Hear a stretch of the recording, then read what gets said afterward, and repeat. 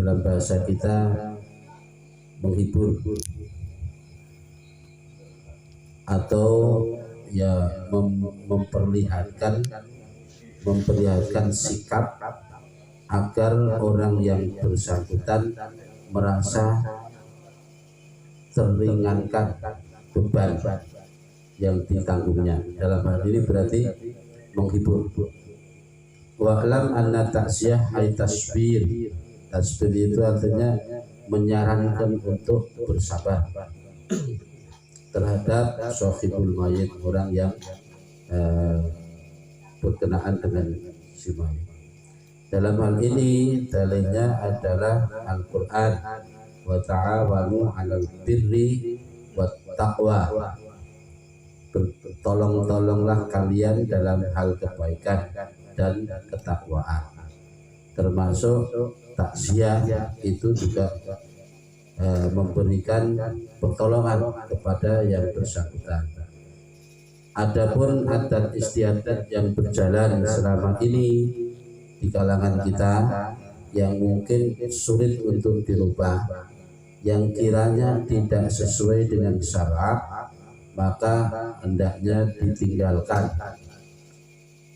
Contoh sebagaimana menyediakan makanan atau minuman terhadap orang yang bertakziah yang dibebankan kepada sahibul musibah, ini tentu tidak benar. Orang yang bertakziah itu justru malah yang membantu.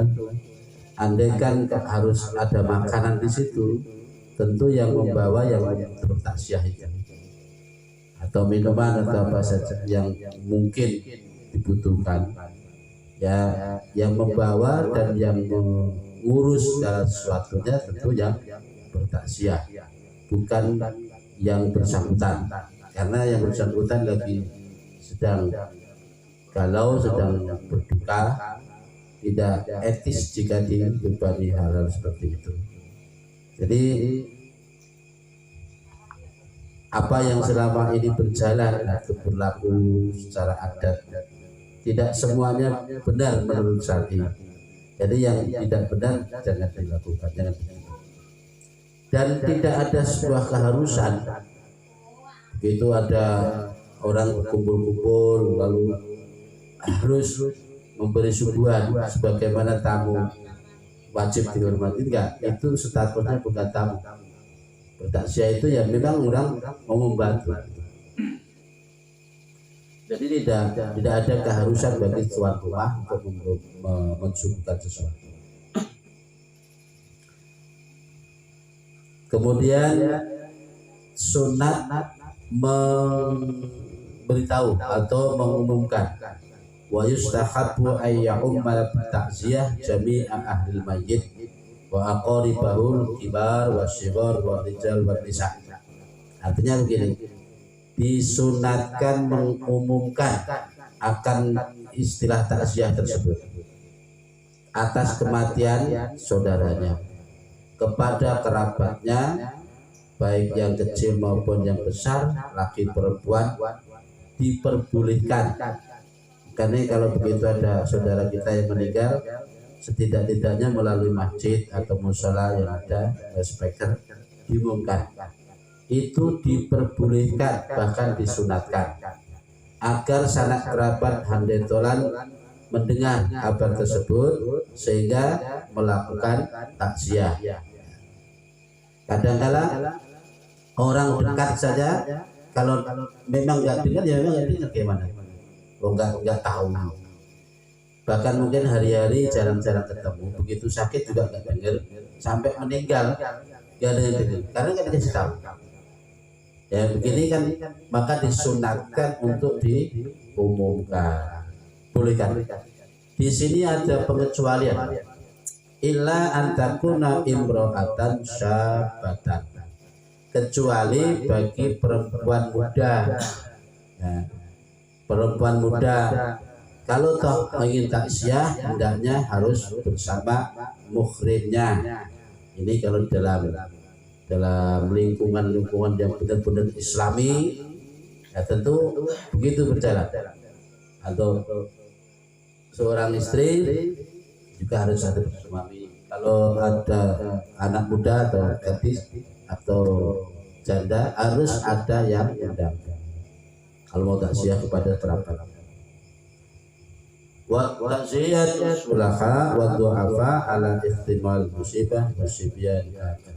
Bahkan kalau bertakziah kepada orang-orang yang soleh, orang-orang yang du'afa, orang-orang miskin, orang-orang yang lemah, ya, yang menanggung musibah, sakitnya sudah lama, itu justru sangat disarankan, sangat disarankan untuk diumumkan.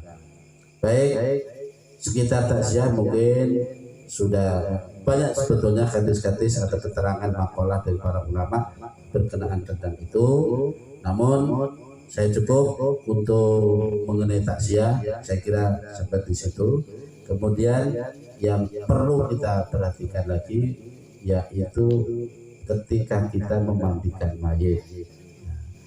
Disarankan pada saat memandikan mayit yustahabul iksaru min dzikrillah ta'ala. Disunatkan ketika memandikan mayit untuk banyak-banyak berzikir. Terserah itu baca subhanallah, la ilaha illallah, atau baca doa, mendoakan mayit. Wa du'a ulil mayit fi khali basri wa takfini. Di saat memandikan sampai mengkafani dianjurkan untuk banyak-banyak mendoakan mayit. Kemarin disampaikan setiap kali kita mau mengangkat mayit dari tempat sampai menuju tempat pemandian, maka disunatkan baca bismillahi wa ala millati rasulillah sallallahu alaihi wasallam. Selama memikulnya menuju tempat satu dengan tempat yang lainnya disunatkan baca tasbih, bahkan sampai nanti membawanya ke pemakaman atau tanah kuburan, maka juga disunatkan membaca tasbih. Itu sunatnya. Terus disunatkan pula agar menyembunyikan jika mendapati sesuatu yang kurang baik, hendaknya jangan diceritakan kepada orang lain. Nabi bersabda, "Udkuru mahasina mautakum wa kufu al masyawihim." Artinya, ceritakan kebaikan-kebaikan mayit kalian dan tahanlah. Artinya tahan ini jangan ceritakan jika mendapati hal-hal yang jelek dari mayit. Contoh kalau yang baik, umpamanya mayit wajahnya bersinar, matanya rapat, bibirnya tersenyum kayak orang tidur, ya baunya wangi, sedap, atau hal-hal yang lain, boleh diceritakan untuk iktibar. Tapi kalau mendapati hal-hal yang tidak berkenan, hendaknya jangan diceritakan, jangan dicurhatkan. Umpamanya ya sebaliknya tadi, wajahnya mulai birong atau matanya melirik, padahal mata melirik itu jadinya ya hal yang wajar. Itu kadang diasumsikan yang tidak baik, atau bau yang tidak sedap, atau mungkin orangnya selama itu sedang sakit kemudian mengeluarkan bau yang tidak sedap dan sebagainya. Jangan diceritakan. Ini tentu dawuh ini dikhususkan kepada yang tukang ngedusi, ya, tidak boleh diceritakan. Nah, kemudian ada keterangan yang membolehkan menceritakan hal-hal yang berkenaan aib si mayit bila mana diperkirakan itu bermanfaat. Contoh begini, karena yang meninggal ini mungkin biang kerok, ya, selama ini kayak lah yang beriman, dilalah pada saat meninggal si tukang ngedusi ini mendapati sesuatu yang aneh-aneh, yang jelek-jelek. diceritakan boleh juga sebagai itibar, sebagai pelajaran. Kilo contohnya wong nek biyen uripe koyo ngono iku mati koyo ngene. Supaya kayak peringatan. Tapi nek kirane enggak jadi peringatan enggak usah diceritakan. Nek kirane enggak jadi peringatan mau dadekno ngrasani. Sekiranya dadekno ngrasani ya ora usah. Gitu. Nah, bagi yang memandikan jangan khawatir karena Allah selalu menyediakan pahala baginya. Jadi Pak, orang muslim itu semuanya baik. Yang meninggal andaikan ya, yang meninggal orangnya muslim. Kemudian yang bertakziah orangnya muslim. Jangan khawatir bahwa yang takziah itu nanti nggak dapat pahala. Berarti orang beriman, ya, dia beriman meninggal, yang ngedusi, lesi sampai yang mengantarkan ke kuburan, itu Allah sediakan pahala. Jadi bukan hanya mayatnya saja, tapi yang mengurus segala sesuatu juga mendapatkan pahala. Ya, ini Nabi bersabda begitu. Man ghassala maitan fakam alaihi fakatama alaihi wa faradallahu lahu arba'ina marrah. Jadi barang siapa yang memandikan mayat kemudian dia mendapati air tapi dia sembunyikan itu, maka Allah akan ampuni dosanya sampai 40 kali sampai 40 kali diampuni. Gitu Pak. Jadi kadang-kala orang mandikan mayat itu butuh mental, butuh jiwa yang benar mantap gitu. Ibaratnya mentalan. Cara Jawa ngarani wong goproh ta ini. Soalnya gini Pak, mohon maaf, saya sendiri itu andaikan begitu mencium bau yang tidak set gitu, langsung bereaksi Pak. Nah ini kan bukannya sentimen, bukannya nggak suka, cuma memang begitu reaksinya. Ini daripada nanti sampai muntah atau bagaimana, mending saya mundur. Ya, dengan saya muntah itu berarti menceritakan nanti. Dengan tidak sengaja kita menceritakan sesuatu yang mestinya tidak boleh terjadi.